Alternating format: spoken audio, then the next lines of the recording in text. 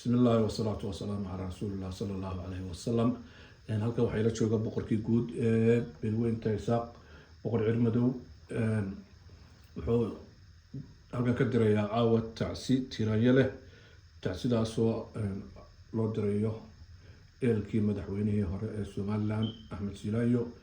intaanu boqorkaan ku wareejin antaanahay Agaabay Media waxaanu leenahay inna lillahi wa inna ilayhi raaji'uun, kullu nafsin daaqatul mawt, naf waliba waa dhadhamin geerida. tacsida annaguna waanu diraynaa haddaan nahay Agaabay Media. waxaanu leenahay marwadii madaxweynaha iyo ubadkiisii iyo ehelkiisii kale iyo dhammaan jamhuuriyadda Somaliland iyo Soomaaliyaba samir iyo imaan صدقاء الله ينقصيه كسر دوا بقر. إنا الله وإنا إليه راجعون. إنا الله وإنا إليه راجعون. أحمد محمود سيلايو أفتقي الله ونحرسته قرنكو كردنتي سومالي ودمو كردنتي waxaan ka tacsiinay dhammaan ummadda Soomaaliyeed iyo ummadda Somaliland gaar ahaan qoyskii iyo qaraabadii uu ka baxay waxaan leeyahay samir iyo imaan saadaqa alayhi Allah idinka siiyo garab weyn degay weeyaan. إلهي سبحانه وتعالى عاود خير قبائل كبر وعمل أكثر. إلهي يذكر بدله إلهي جل فردوس هجيو تعسيد شيء وعمتها وطريق على الصوماليين أما أمد الصوماليين ملك استيشوران تاريخ عاد فربضنا لها هالجماعها ديقسيها تلقى لها ولوينها أمد سكوري تير بنا قبل حد سلام الله. أنا نقول سأتمنى هاي قبل يمري حل السمرية إيمان الكاسوة تعسيدي مدحوني هراء Somaliland أحمد محمود آدم سيلايو لا ينحرس الله كورابي مرة. وحان مرة دي أنو كلني بقر كل دي أنا وحنا الله يورباهنه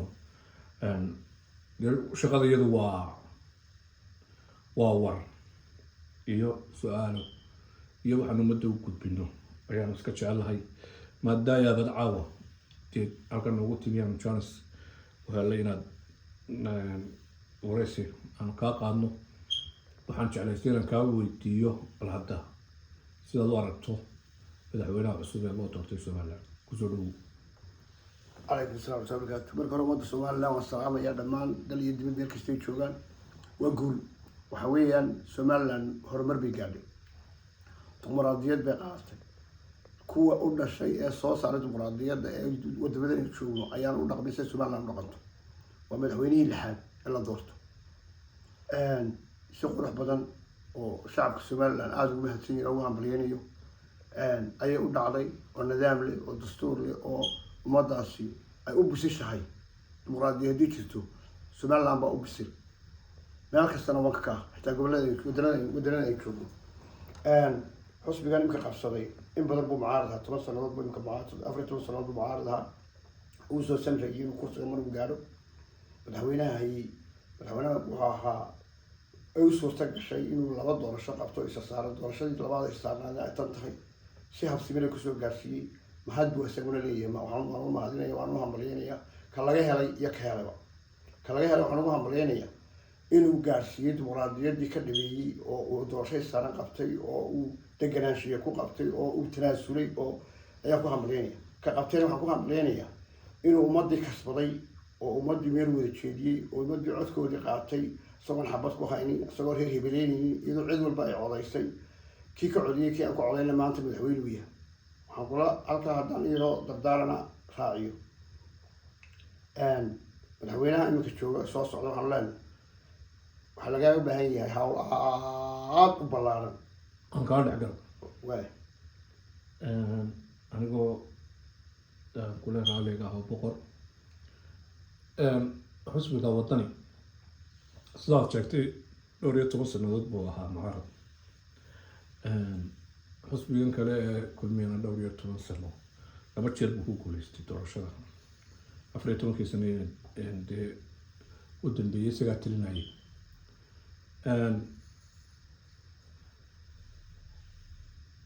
tartan baa la galaa laba doorasho oo isa saaran 10 xusbi baa galay ama 10 urur baa dhaca ayaa galay. waxaa soo noqday laba xusbiyoo hore iyo xusbi kale oo cusub 7 kalena way dhaceen saddexda xusbiyo soo baxay saddexdaba waxaa hogaaminaya 3 nin oo isku qoys ka soo jeeda Somalilandna way ka ballaaran tahay qoys indha caalamkuna wayna soo eegayaan kastoo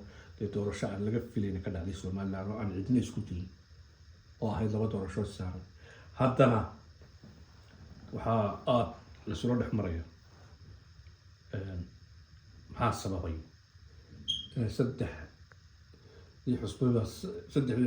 saddexda nin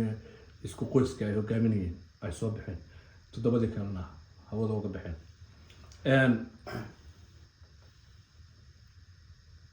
sidaad see u aragtaa markaa taa ka hadasho waxaad kaloo iyana aan ku weydiin doonaa ama aan jecelahay inaan iminka kuugu sii daraba Boorame waxaa ka sharaxnaa in la yidhaaho Samatar oo professora xusbiga Hilaac buu watay anigu shakhsiyan waan jeclahaa xusbigaasi inuu soo baxo waxaa kale oo isaguna xusbi watay nin mujaahid oo waddankan u soo halgamay oo inta loo ku rooyay la yidhaaho Cabdilaahi Darewan xusbigiisana horseed la yidhaaho ama ururkiisii labadaas midna ma soo bixin sidaad u aragtaa bismillahi rahmaani rahiim agabe miri haddaan kusoo noqdo taa iminka su-aashaada ka jawaabo marka horeysa waxaa ku cadaynaysa in dimuqraadiyad qaangaadhay ay ka dhacday Somaliland oo indhaha laga qarsan karo caalamka indhaha ka qarsan karin 3 walaalaha baa magaalada soo wada boodayay 3 walaalaha hadduu kasbado dadka in codka lagu bedelin xabadi kamay dhacaynin wasad umada u kasbato boqol hadday shaqeyn boqol urur sharciyi oo waxa shacabku u garto muddo arkiis wax musuqmaasuq ma jirin wax dhaxboobi ma jirin qof waliba codkiisa isagoo xor u yahay halka kiyugo gal hadda ama mujaahid ahaw ama maxaafid ahaw ama soo halgan ama soo halgan waqti mujaahidnimada halka inaga dhiga mujaahidnimada dalka loo soo halgan laga bax mujaahidnimada waxay dhashay Somaliland bay dhashay ka Somaliland bay wadnaa imka niman mujaahid ugu jirnay Somaliland bay wadnaa Somaliland hadii la eego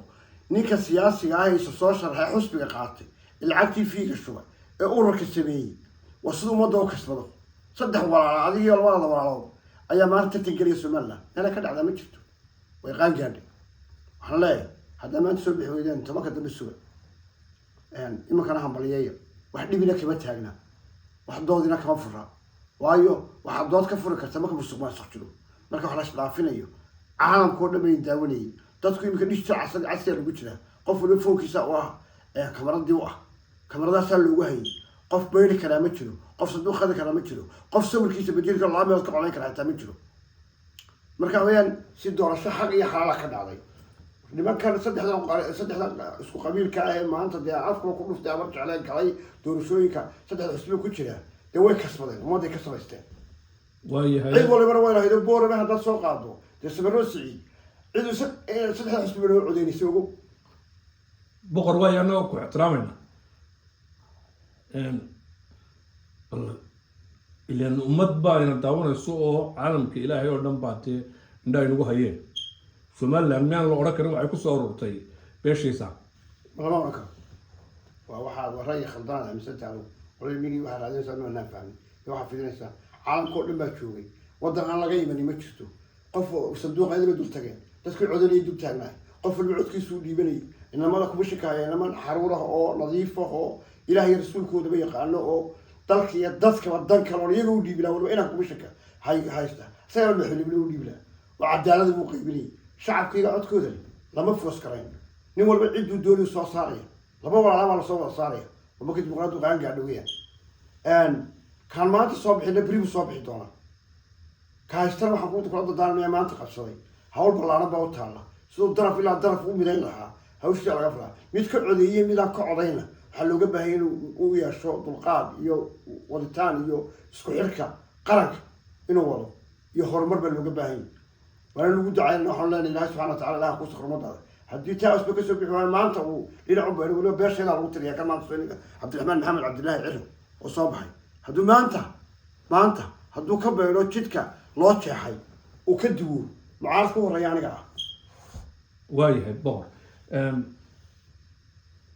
سؤال يروح وديني saddexdaa xusbi ee iminka soo baxay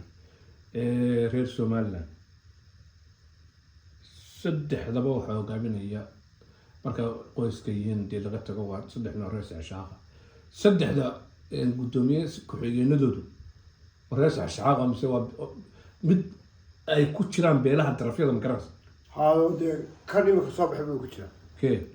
nin gudbeysiyaha hadda madaxweyne ku-xigeenka ka hadli mayno guddoomiyaha xusbiga u tartamaya mustaqbalka soo socda marka ka dambeeya saddexda xusbi saddexda nin hogaaminayaaba waa reer shaqshaaqa waana isku beel saddexda ku sii xigaana waa saddexda waa reer shaqshaaqa balse arrinkaas la warataa waxna waa wax dee waxaad duraysaan had iyo jeer ka dhex raadinaysaan qolyihiina miidiyu qarankan gaamuray ee qaangaadhay ee dimuqraadiyadda ku qaangaadhay waxaana ka dhex raadinaysaan nabadiina yareed maanaa fahmin waxa weeyaan qofku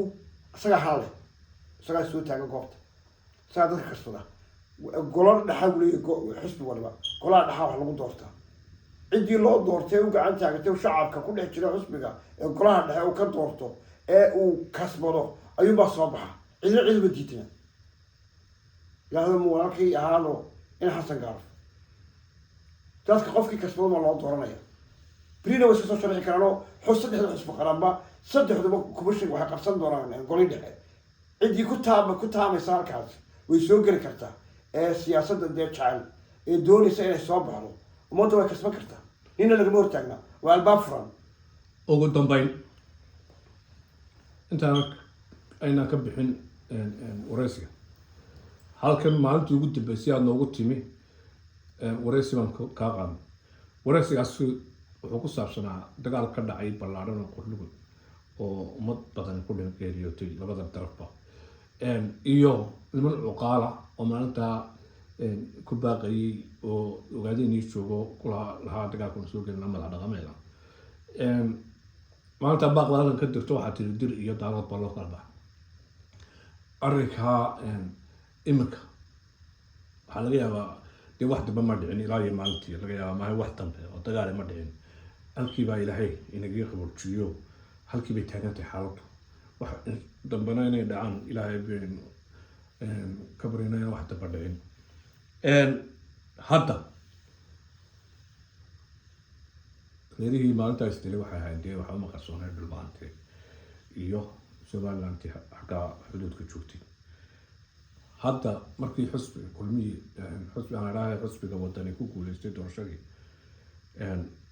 xamar waa laga dabaaldegay nimankii dhulbaante aynu saanina waa soo gelayaan bala leeyahy arrimaha maxaad kala socotaa waxaan kala socdaa warna maalinta horta marka horse somaliland ha odhanine beela istiriya beelo shacaba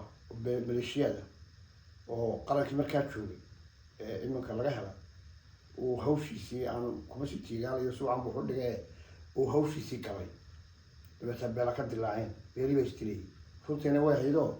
daarood meel kastuu joogaba wuuse soo hababacdo daana dir baa iminka ay ka dhigay haddana siyaasadtii way ka duwantay tii shalay way ka duwantay waagii baryaaba waayihiisu wataa waagan maanta beriyey waagan nabadeed baa beriyey waxaa beriyey xukuumaddii isbedeshay waxaa beriyey dadkii oo soo bislaanaya waa walaaladayo dalkaan wada leenahay qarankaan wada leenahay hadday gartaan iyagu oo ay doonayaan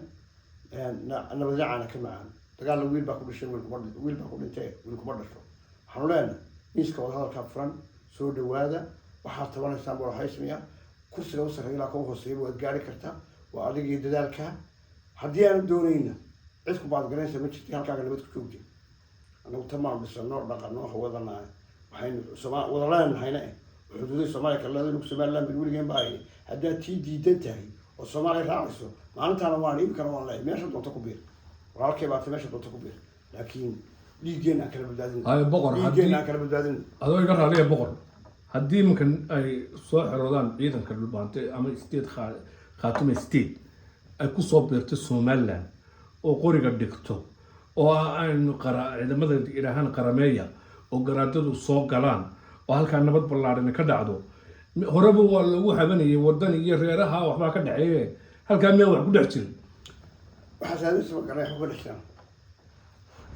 labada dowladdii hore iyo dowladda dambe reere kuma jiraan reere waxa la yahda waan ka gudubnay qaran baynu taaganay reeraha markii aynaan dowlad dhisay baynu reer ahayn qaran baynu nahay imika qarankii hore dadkii maamulayay hore madaxweynihii hore taagnaa ee imika kursi ka degaya maamulkiisii sida looga qaaday looga codeeyo ad aragtaa oo maamulkiisii beeruhu isu bedelay beerihii imika kan baa ka saaraya ilaahay insha allahu sa ilaahay ka rajeynayno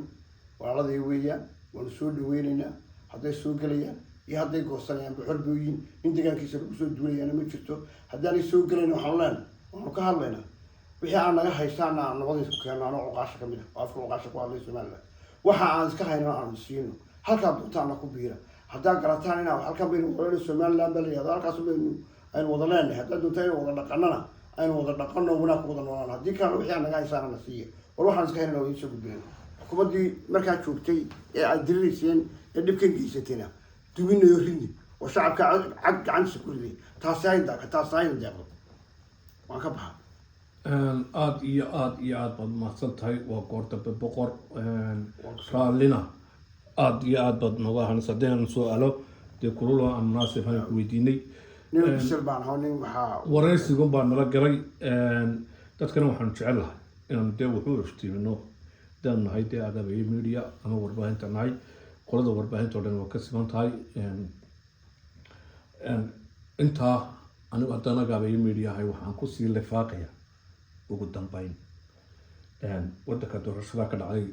madaxweynaha waxaan leeyahay hambaliyo cabdiraxmaan ciro waxaan leeyahay madaxweyne hambaliyo ilaahay kaa dhigo kii lagu nasto ummadoo dhani isu calool xaadha ee ummadoo dhan miis isugu keena ee dadku ay maaragtay mahadiyaan allaha kaa yeelo cimrigana allaha kuu dheereeyo hadhowna dee maalinta aad kii noqoto waktiga doorashada dambe waktigeeda ku qabta ee janiska siiya dadka soo socda si dimuqraadiyadda aynu gaarnay usii socoto aada iyo aada baan ku hambalyeynayaa ciro adigana waxaan ku leeyahay boqor aada iyo aada baad u mahadsan tahay soomaalidu waxay ku mahmahdaa gar dabadeed kuguba naca doorasho caqiiba laba ka dhacday somaliland ciddii kasii daba hadashaa dee waxaan leeyahay waa khaldan tahay aada iyo aada baan islaamiya asalaamu calaykum